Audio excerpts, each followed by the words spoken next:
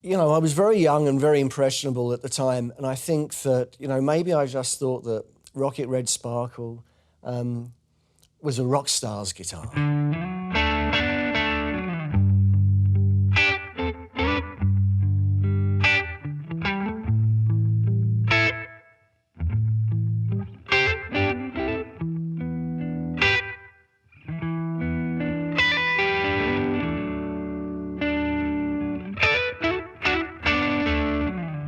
I was about 17, I think, and was still very much still learning the electric guitar, but had learned that also that I really needed a better one. You know, the Les Paul was really the dream instrument to have, and I already had the Marshall amplifier, and the two go hand in hand. And so I was looking for, you know, a real quality Gibson Les Paul, which was very difficult to find in England at the time. And so I would just look through the classified ads in the back of the music papers. I'd see one Les Paul after another, but none of them really grabbed my imagination. We didn't have the internet back then. We didn't have, you know, photographs of the guitars couldn't be printed. It was always just line listings. So when I saw this ad for a guitar, it said Rocket Red Sparkle Les Paul. I thought, wow, that sounds really cool. And that really grabbed my imagination. And there are two loves in my life, cars and guitars. And I had a car, but I didn't have the Les Paul.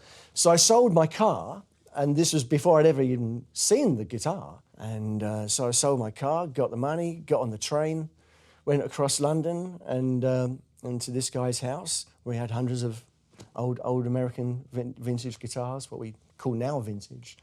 And he pulled out the Sparkle, and it was exactly what I imagined it would and should be. Getting that guitar, it was transformational for me, really, because I remember vividly playing it on the train coming home, just strumming it away, and it just felt right to me. And in comparison with the Les Paul copy guitar that I'd been playing up until that point, you know, the finish was so much better. It felt like a truly quality instrument. The neck just felt right, and so it made everything easier to play, but also because it was easier, I realised that I could do more than I had previously been able to do. So immediately, you know, took my playing to a higher level than it had been, you know, because the pickups are so good in these guitars. You know, they're, you plug it into, you know, my Marshall 50-watt 212, and it just took off. Both playing-wise and sound-wise, it was really quite a quantum leap beyond what I'd been accustomed to.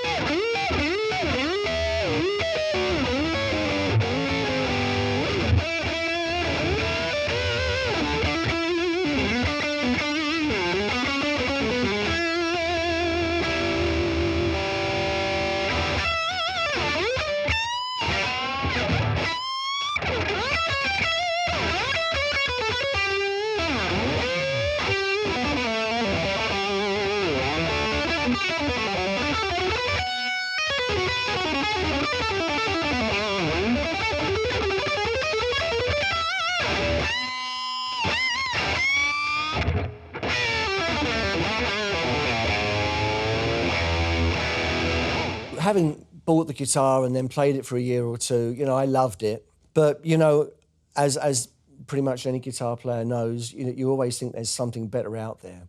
And I didn't realise how lucky I was. I didn't realise I'd already got the tone I'd always been searching for. And so I started modifying it. And, you know, over the years, of course, now I deeply regret it. The modifications were born primarily of wanting to go that extra mile, whatever you want to call it, in terms of tone. But also the Deluxe, the Les Paul Deluxe, has the small mini humbucking pickup, and I always wondered what it would sound like with a full-size PAF humbucker, and so I put one of those in the back. It was kind of the rage back then it's still popular configuration now, but back then we had to add a coil tap switch so as you could go from single coil to humbucking. Frankly, you're better off just buying a Strat or something if you want a single coil sound, because when I put that switch in, you know, I'd ended up drilling a hole through the top of the guitar, which is never a good idea, and only to find that in the single coil, you know, tone, it really didn't sound very good at all. You know, to make matters worse, I compounded all the problems by shaving the neck back down, because I always liked the slim, skinny necks, and this one was a little bit bulkier, not too bulky, but clearly bulkier than I ideally wanted. And the bloke I gave it to went a bit too far, and there's, you know, it's almost wafer thin in places. I don't have many regrets in life, but doing all that is pretty much right up the top. So having made those changes to the guitar, I was regretful. And only more so over the years when I realised how few they'd ever made of that guitar. They only made 125 right-hand Rocket Red Sparkle Les Paul Deluxes in 1975, and they made one left-handed. And so, of course, now, you know, you're not really messed up your own guitar, but it was a case of you've messed up a piece of history. So that really did drive me to wanting to do the tribute with Gibson, because it was a way of getting back that guitar that I'd always loved. So there's the dream, right, that I wanted the guitar back for specifically and selfishly for me, but also to share with others that I thought might have the same passions.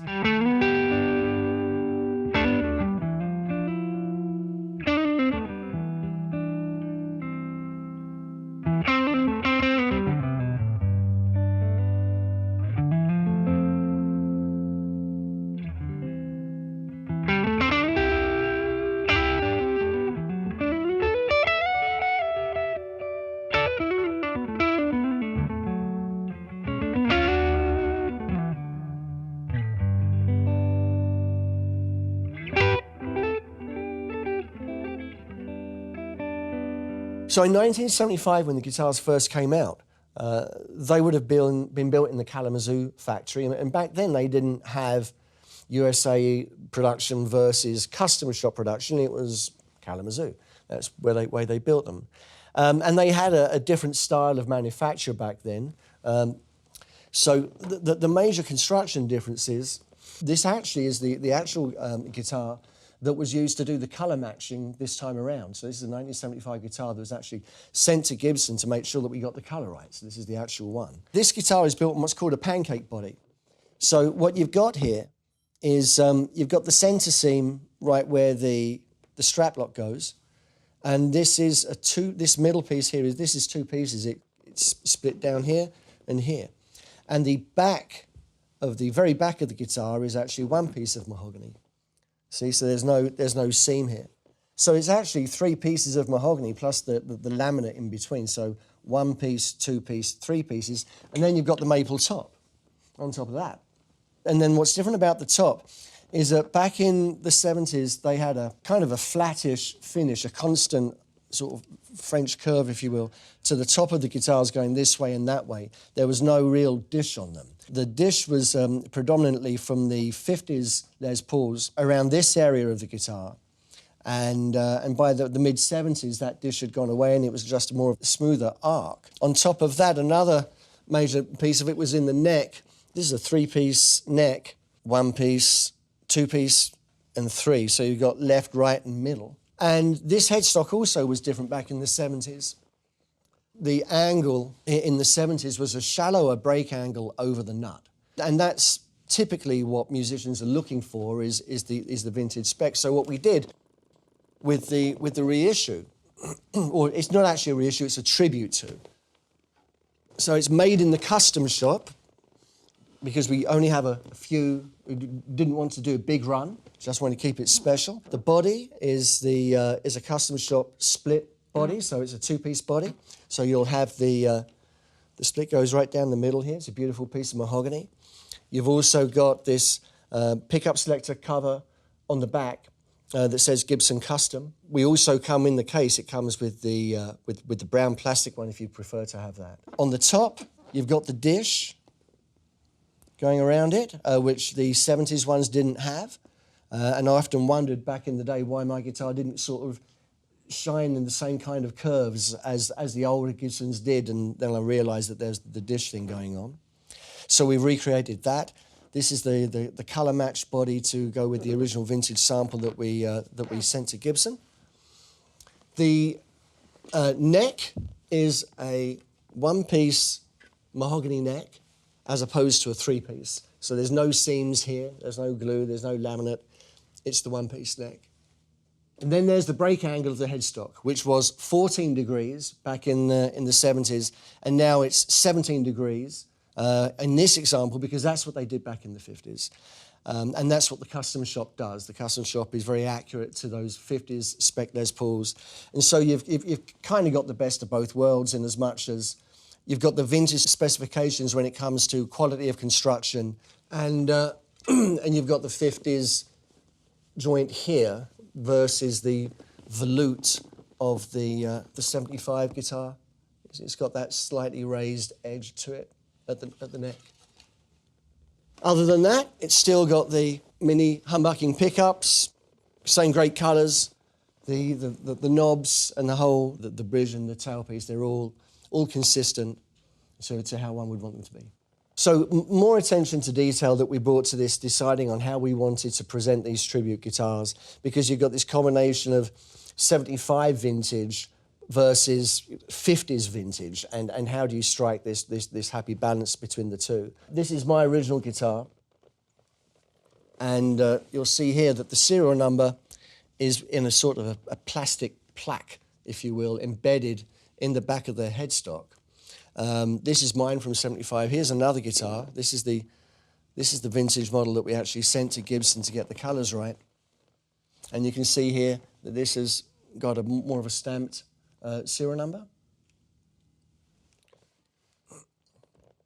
But for the tributes, what we did, and especially since they're coming from the custom shop, it seemed the right and appropriate thing to do, was to do what the guitarists really want to see, which is the original inked serial number, to give it that 50s vibe.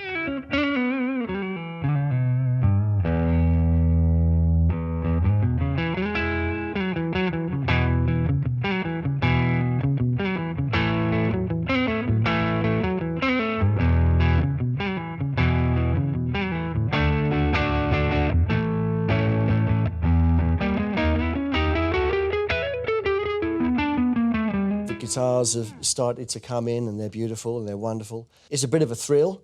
It's a bit of an anxious moment as well, because you invest a lot of time and a lot of passion, and they're great guitars to play.